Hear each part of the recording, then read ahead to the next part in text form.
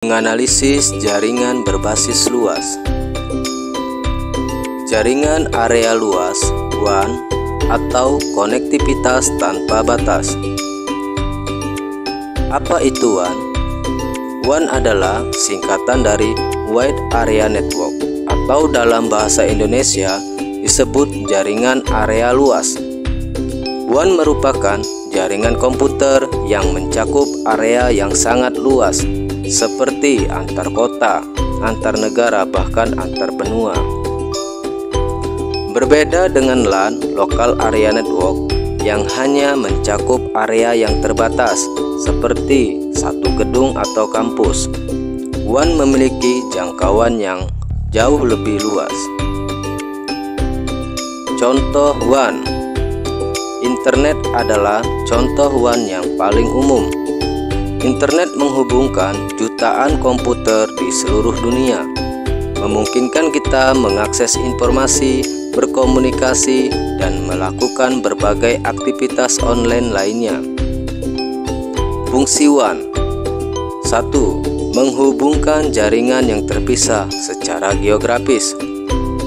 WAN memungkinkan berbagai jaringan komputer yang terpisah secara geografis untuk saling terhubung.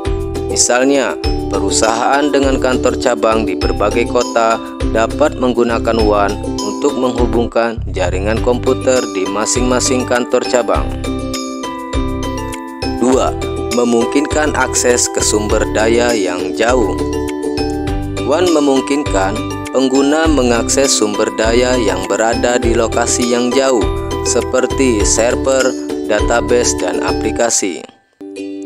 3. Memfasilitasi komunikasi jarak jauh.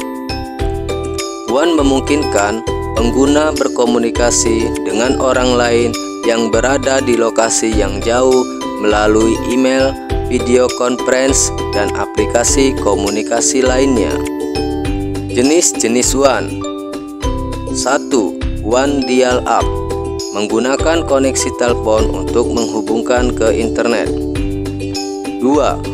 WAN licensed line, menggunakan saluran komunikasi khusus yang disewa dari penyedia layanan. 3. WAN broadband, menggunakan teknologi broadband seperti DSL, kabel, atau fiber optik untuk koneksi berkecepatan tinggi. 4. WAN satelit, menggunakan satelit untuk menghubungkan lokasi yang sangat terpencil atau sulit dijangkau. Teknologi WAN modern. 1. SD-WAN atau Software Defined WAN adalah WAN yang dikelola secara terpusat menggunakan perangkat lunak, menawarkan fleksibilitas dan skalabilitas yang tinggi.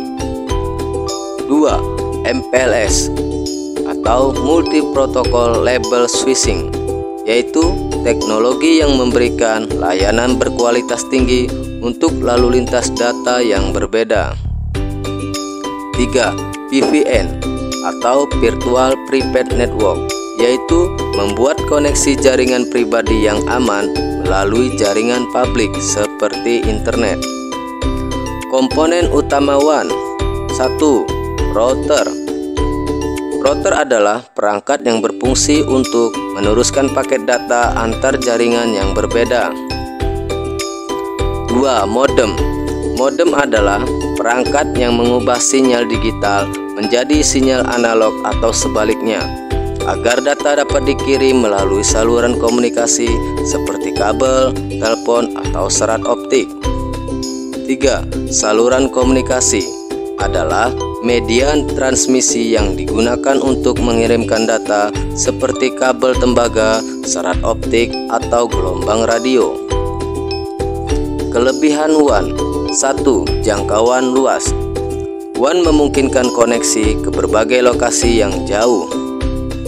2. Akses ke sumber daya global. WAN memungkinkan akses ke berbagai sumber daya yang tersedia di internet. 3. Meningkatkan produktivitas. WAN dapat meningkatkan produktivitas dengan memfasilitasi komunikasi dan kolaborasi jarak jauh. Kekurangan WAN. 1. biaya yang tinggi. Membangun dan memelihara WAN membutuhkan biaya yang cukup besar. 2. Kerentanan terhadap gangguan. WAN lebih rentan terhadap gangguan dibandingkan LAN karena mencakup area yang lebih luas. 3. Kualitas layanan yang bervariasi.